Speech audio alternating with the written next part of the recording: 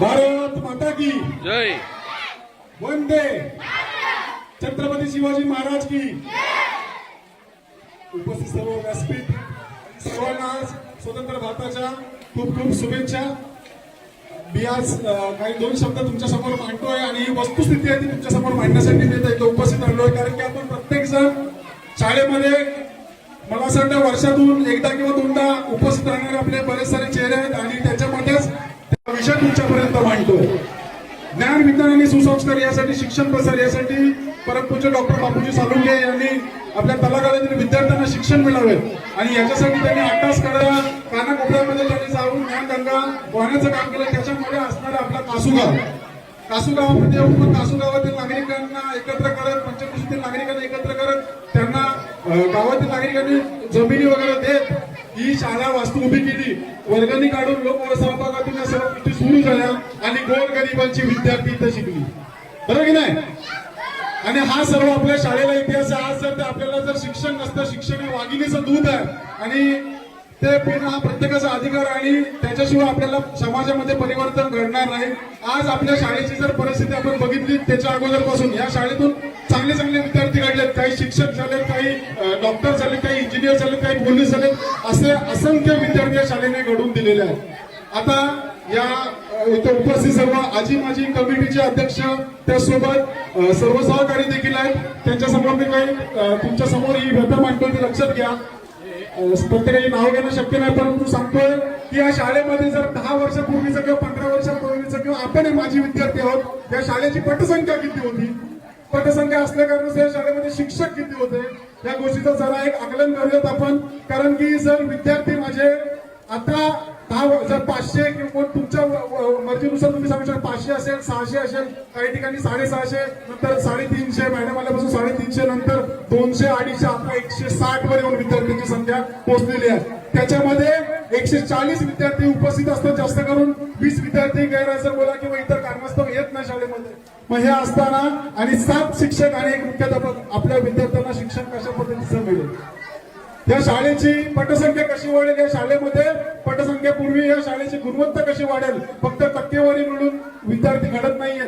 आज जर आपल्या याच्या माध्यमातून शाळेमध्ये विविध कौशल्य उपाययोजना आणणं गरजेचे आहे. त्यासोबत विद्यार्थी वाढतील कसे याच्याकडे आपण सर्वांनी लक्ष देणं गरजेचे आहे. जर एकच उदाहरण सांगतोय की आज या विद्यार्थ्यांना आज आपल्या गाव खेड्यामध्ये ही शाळा आहे, परंतु जे विद्यार्थी बाहेर जातात, आज मुंबईकडे हायवे असू दे किंवा इतर हायवेने आपण वाहनाने प्रवास करतोय, काय ती चेंबूरमध्ये घडलेली घटना आठवते का तुम्हाला? विद्यार्थी जात असताना त्याच्यावरती झाड कोसळलं आणि विद्यार्थ्याचा दुर्दैवी मृत्यू झाला. आज आपण गडप सारख्या ठिकाणी असू दे किंवा पेन सारख्या ठिकाणी जाण्याबद्दल वाद नाही, पण ते जात असताना विद्यार्थ्याला त्याच्या आयुष्यातला, त्याच्या पालकांना आयुष्यातला 1-1, 1.5 तास रोज सकाळी जाताना 1 तास, येताना 1 तास, म्हणजे असे 2 तास खर्च करायला लागतात की नाही? बरोबर. त्याचसोबत आणि हे जर आपण आपल्या गावात आहोत पण आपण लवकर येतो की नाही, मग हे वाचतील. त्याचसोबत आपल्या विभागाचा जर विचार केला तर जे जे विद्यार्थी शिकलेत, काही सर्वांना चांगला पगार नाही, सर्वांना चांगल्या नोकऱ्या नाही, सर्वांना चांगला कामधंदा नाहीये. जो गरीब असेल त्याला 10-15 हजार रुपये पगार असेल, तो शाळेची फी कशी भरेल? त्याच्यानंतर जर विद्यार्थी रिक्षाने जातोय, कुठल्या गाडीने जातो, वाहनाने, साधारणतः पेंडला जाण्याचा विचारला तर 2000 रुपये भाडा जातात बसचा, मॅजिकचा 1500 रुपये. आणि हा येण्या जाण्याचा त्यांचा प्रवास आणि त्यांच्यावरती येणारा संकट, या सर्वांचा विचार केला असता आपण जर आपल्या जवळ असलेली शाळा आहे, या शाळेमध्ये कसे काय आपले विद्यार्थी घडतील, विद्यार्थ्यांचा प्रवेश जास्त होईल. कारण की जर विद्यार्थी कमी असल्या कारणास्तव त्यांना शिक्षक कमी आहेत, मग त्यांना ज्ञान पुरेपूर मिळतंय का याचा विचार करा ना.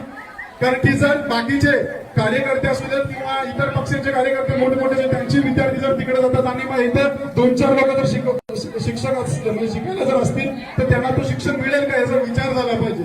आपण ग्रामपंचायतच्या माध्यमातून, पंचकृषीच्या माध्यमातून, स्थानिक जेवढे काही आपण जे जागरूक नागरिक आहेत, माजी विद्यार्थी त्यांच्या माध्यमातून आपण ही 8 किंवा याच्यावरती ठराव घेणं गरजेचं आहे. या विद्यार्थ्यांना जर त्या ठिकाणी जर शिक्षण मिळू शकतो, या ठिकाणी काय शिक्षण मिळू शकत नाही का?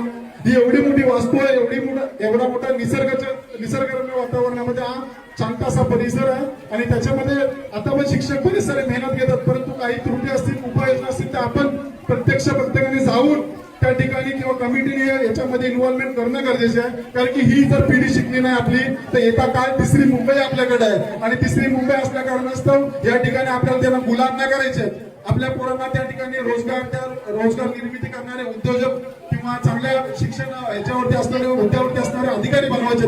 मग ह्या सर्व गोष्टी असताना जर आपण आपल्या शाळेकडे जर त्यांच्या बेसकडे जर लक्ष दिलं नाही ते येता काळ कठीण आहे.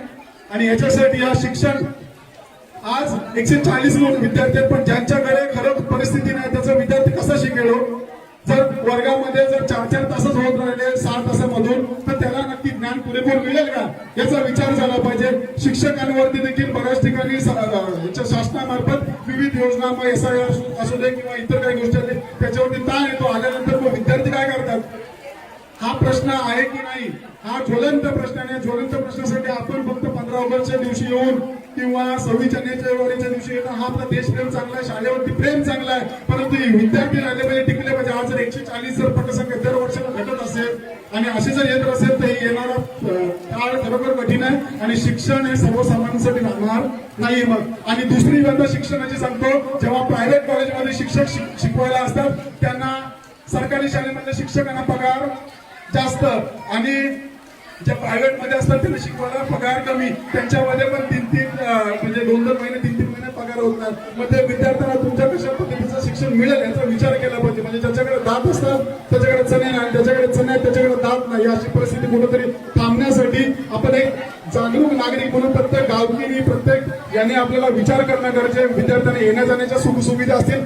शाळेमध्ये इन्फ्रास्ट्रक्चर असेल. अहो तर बाकीच्या ठिकाणी जर सर्व डेव्हलपमेंट होऊ शकतो. हाकेच्या अंतरावरती स्टेशन, हाकेच्या अंतरावरती मुंबई आहे, या ठिकाणी विविध प्रकारची उपाययोजना झाली पाहिजे. प्रत्येक पालकामध्ये क्वालिटी आहे, प्रत्येक नागरिकांमध्ये क्वालिटी. आपला अंतरात्मा जागा हा अधिकाऱ्यांचा गाव किंवा एका चांगल्या उद्योजकांचा गाव की आपली पंचकृषी कशी ओळख निर्माण होईल याच्यासाठी आपण प्रयत्न करूयात. एवढ्या चांगल्या कंपन्या आपल्या बाजूला त्यांच्यामध्ये कसं काय प्राधान्य करतात या सर्व गोष्टींचा विचार करत आपण एक विद्यार्थ्यांना चांगलं वळण लागण्यासाठी आपली इन्व्हॉल्वमेंट असणं गरजेचे आहे आणि शाळेचा पट कसा वाढेल, शाळेची गुणवत्ता कशी वाढेल याच्यासाठी आपण प्रयत्न करूयात. जर चुकून माझ्या बोलण्याने कोणाला दुखापत झाली असेल तर मी दिलगिरी व्यक्त करतो आणि शाळेबद्दलचं असणारं प्रेम मी माझ्या काही 2 शब्दांनी मांडण्याचा प्रयत्न केलेला आहे. मी देखील विनंती करेन की ज्यांनी ज्या पालक जे बाहेर पाठवतात बाहेरना विद्यार्थ्यांना त्यांनी याच्यावरती विचार करावा. त्याच्यासोबत आपल्या मित्रपैकी आपणच आपली शाळा ग्रो करण्यासाठी काहीतरी करण्यासाठी योग्य ते उपाययोजना करेल. कारण की शिवबा जन्मावा आपण तो दुसऱ्याच्या घरी स्वतःच्या घरी नाही, याची सुरुवात आपण स्वतःपासून करूयात.